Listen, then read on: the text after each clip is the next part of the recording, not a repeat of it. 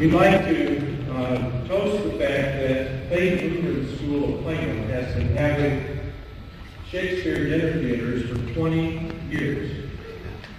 20 years.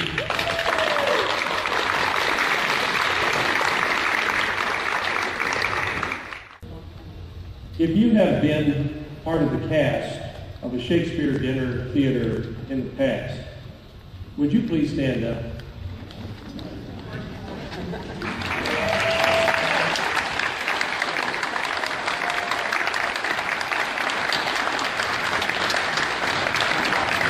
Isn't that great?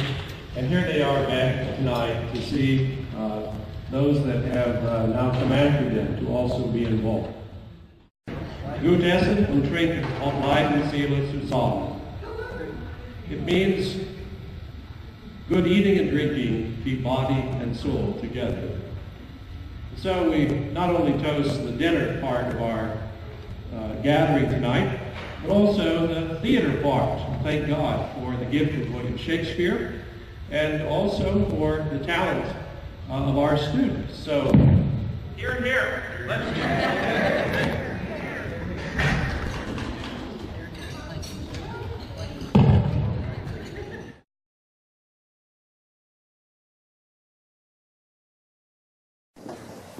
Welcome to the royal palace of ancient Athens. Our ruler is the Duke, Theseus, a famous and very popular leader. He is anxious for the rising of the new moon, for that is when he is to be married to Hippolyta, queen of the Amazons.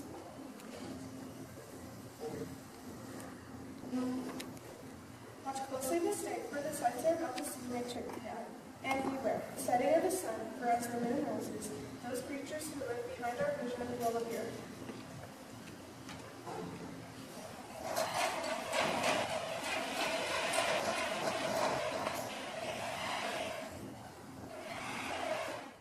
Thinks how slow this old moon waves. 4 days will turn to night. 4 nights will quickly dream away the time. And then the moon like a silver bow shall behold our wedding ceremonies. Hippolyta, I wooed thee with my sword, but I will wed thee with pomp, triumph, and with revelry. In the city of Athens, there is a law which gives to fathers the power of compelling their daughters to marry whomsoever they wish them to marry. If the daughter should refuse to marry the man her father has chosen to be her husband, the father is empowered by this law to cause her to be put to death. Fathers would often threaten their daughters with the terrors of the law, even though most desire not to cause their own daughters to.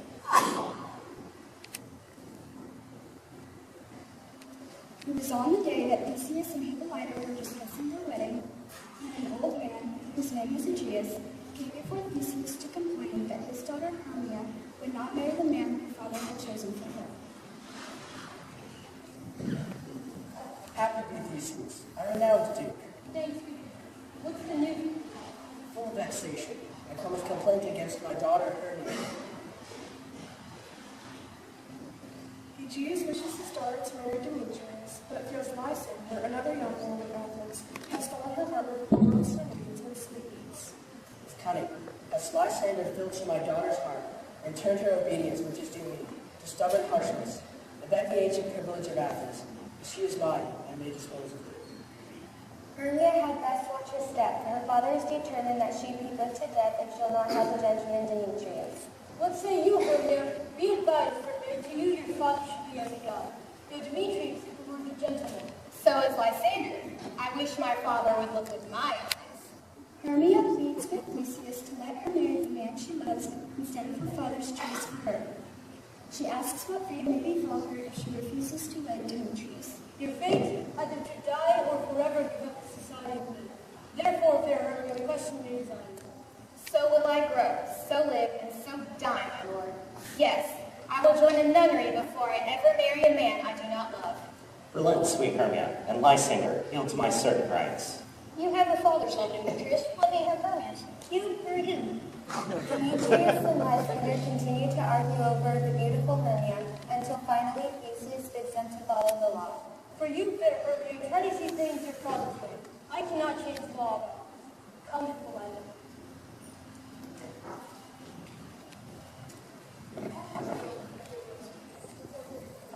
I have a little and a great one. She hath no child, and regards me as her only son. Your house is 7 leagues from Athens. There, gentle merman, I will wed thee. Led to that place, the sharpest hated law cannot pursue. If thou love me, then steal out of thy father's house tomorrow night, and in the wood, early outside of the town, I'll wait for thee. Look, here comes Helena. Godspeed, fair Helena.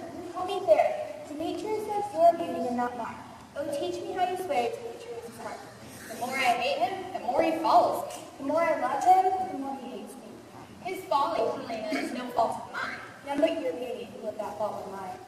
Take comfort. He no more shall see my face. Lysander and I will fly away from this place. Helena, I'll tell you a secret. Tomorrow night we have decided to steal out of Athens gates and go over. In the wood where you and I often play, there my Lysander and myself shall meet. Farewell, sweet playfellow. Pray for us, and good luck grant thee thy Demetrius. Oh, how happy they will die. Throughout Athens I am thought of as fair as she. But what of that? Demetrius thinks not so. I will tell him of her flight, so at least for this intelligence I'll have his thanks. I thought that the elopement was to be a secret. Helena's decision to tell Demetrius what she knows is certainly ungenerous. I am not sure why she has chosen this course except for the pure pleasure of following the man she loves to the wood, for she well knows that Demetrius will go in pursuit of Hermia.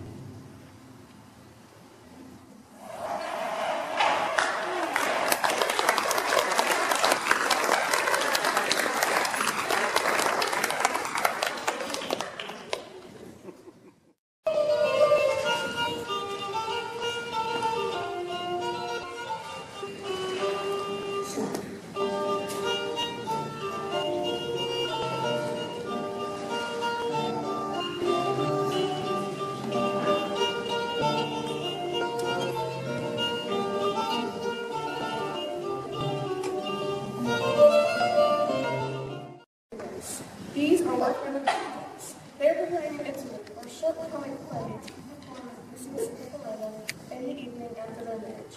They have agreed to meet to pass out parts and set time for rehearsal. Peter plays a carpenter is in charge, but it is not easy dealing with these instruments. He meets nothing but objections, merely from the most obnoxious lovely big bottom. First, Peter points, say what the play is about and read the names of the actors. Our play is the most lamentable comedy and most cruel death of Pyrrhus in history. A very good piece of work, I assure you. Now, Peter points, call forth your actors. Answer as I call you. Nick Bottom, the Weaver. Ready, name a partner in the play. You, Nick Bottom, are set down for Pyrrhus, Who is Pyramus, a lover or a tyrant? a lover that kills himself most gallantly for love. I'd be much better in the role of a tyrant. I can play Hercules very well, but also be good as a lover. Princess Flute, the bell's mender.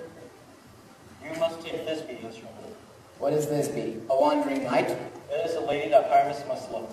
Nay, faith, let me not play a woman. I have a beard coming. That doesn't matter. You shall play the knight, and you may speak as small as you can. I now hide my face. Let me play Thisbe. I will speak in a monstrous little voice.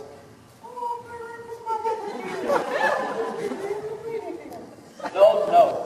You must play Pyrrhus, and Flute, you play Thisbe. Robin Starveling, the tailor.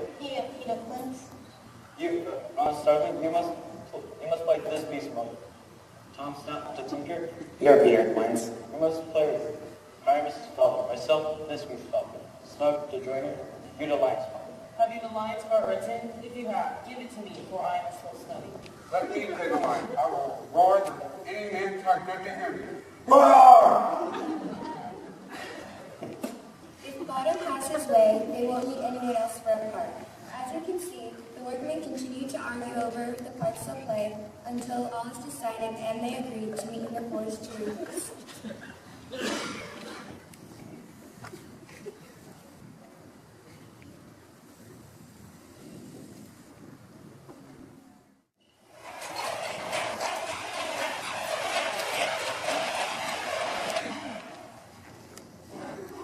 This aforementioned forest also happens to be the favorite haunt of those little beings, live birds, known by the name of fairies. There is indeed a whole kingdom of fairies, with a king called Oberon and a queen called Titania. Each is attended by many spirits, but the most mischievous is Puck, a shrewd and knavish sprite. Puck loves to play comical pranks in all the neighboring villages, but listen and watch carefully, for Puck is about to appear. Come now, spirit. Whether one do you? I do wander everywhere, swifter than the moon's sphere, and I do serve the fairy queen. I must go seek some dewdrops here, and hang a pearl in every castle here. Farewell, I'll be gone. Our queen and all her elves come here soon. The king doth keep his revels here tonight. Take me, good queen, come not within sight. For Oberon is full of wrath, because she hath a lovely boy, stolen from an Indian king, and jealous Oberon must have the child. And now they never meet, but they do fight, that all their allies, for fear, creep into acorn cups and hide there. When they hear fairy, here comes Oberon. Those that call you sweet pet, you do their work and they shall have good luck. And here, my mistress. Ill met by moonlight, proud Titania. What? Jealous Oberon? There is the one. I have the slightest nothing. Tarry, rash Titania. Am I not thy lord? And I must be thy lady. But never since the middle summer spring have we met on hill, in dale, or forest. For with that girl thou hast disturbed our sport. Therefore the spring, the summer, the chilling autumn, and the angry winter change their appearance, and the amazed world knows not which season is which. All these evils come from our debate, our dissension. You amended it. The fault lies with you. Why should Titania cross over? I do beg a little changeling boy to be my henchman. Set your heart at rest. The fair lady provides not the child with me.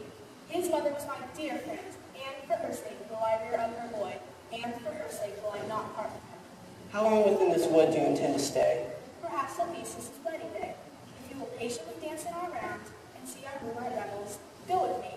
If not, shun me, and I will spare your haunts. Give me that boy, and I will go with you. Not for thy fairy kingdom. There is a way. You shall only argue more. I see mother. But Oberon is not about to let Titania off so lightly. He is bound to seek revenge for her refusals to give up this changeling boy. My gentle puck, come hither. Fetch me that flower, the herb that I showed thee once.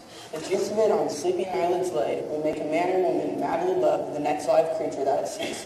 Fetch me this herb and be thou here again quickly. When Puck returns with this flower, Oberon tells Puck of a strange and wonderful sight. Cupid, with his bow taut and arrow cocked, was flying between the earth and the moon. He released his arrow towards the beautiful maiden, but it missed her heart and struck a milk-like fancy and turned it purple with desire. From this time on, the flower was magical.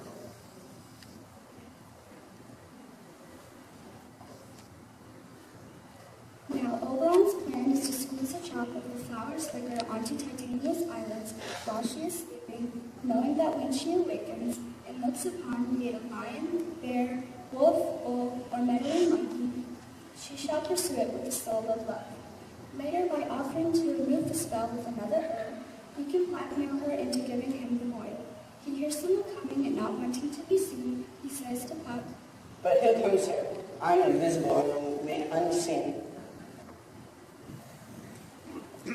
I love thee not, therefore pursue me not. Where is Lysander and fair Hermia? You have told me they have been stolen into this wood, and I cannot see my Hermia.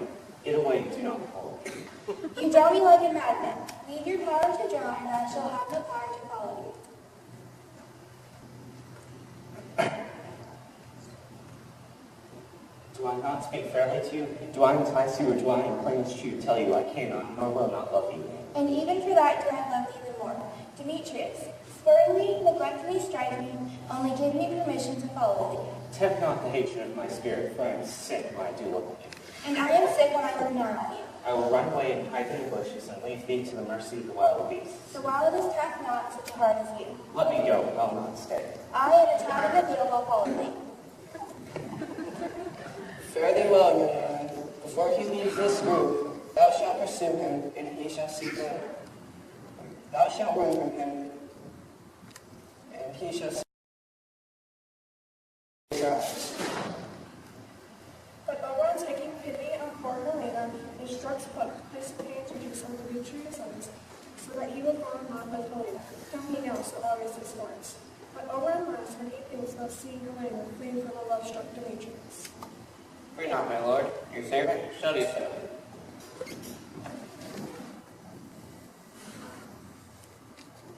In another part of the wood, Titania sends fairy subjects off to sing and make merry while they attend to their business of curing wild roses of cankers, killing bats to use their wings for fur coats, and frightening owls away. As they sing charms to keep the queen safe, She falls asleep.